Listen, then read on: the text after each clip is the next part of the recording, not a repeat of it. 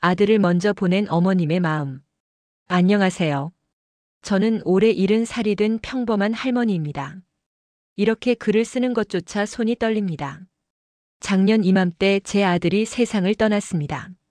48배 나이에 암이라는 병마와 인연을 싸우다 결국 제 품을 떠났습니다. 아침에 눈을 뜰 때마다 엄마 밥 먹어요? 라고 부르던 목소리가 들리는 것 같습니다. 부엌에서 밥을 하다 보면 습관처럼 아들 목까지 준비하고 있는 제 모습을 발견합니다.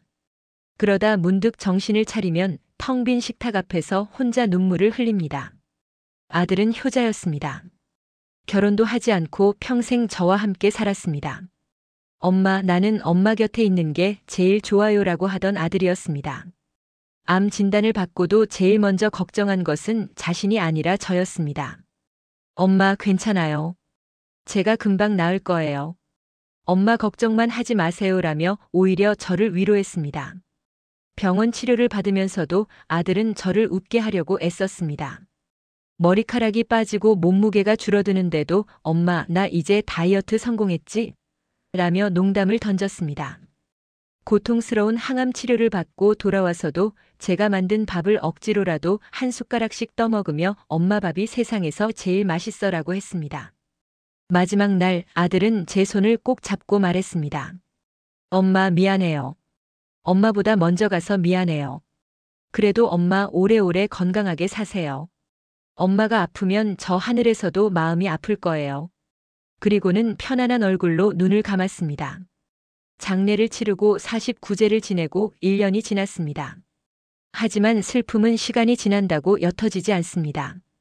오히려 더 짙어지는 것 같습니다.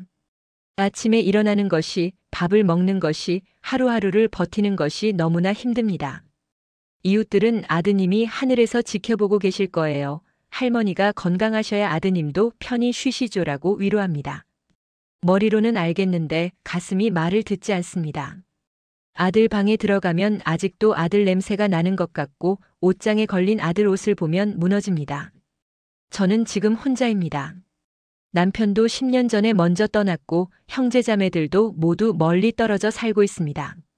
아들이 전부였던 제 삶에서 아들이 사라지자 살아야 할 이유를 찾을 수가 없습니다. 밤이면 자꾸만 생각합니다. 내가 계속 이렇게 살아야 하는 걸까? 이 고통을 안고 하루하루를 견뎌야 하는 걸까? 아들이 있는 곳으로 가면 이 아픔도 끝나는 걸까? 하지만 동시에 아들의 마지막 말이 귓가에 맴돕니다. 엄마, 오래오래 건강하게 사세요. 아들은 제가 건강하게 사는 것을 원했습니다. 그게 아들의 마지막 소원이었습니다. 그래서 오늘도 눈물을 닦고 일어납니다.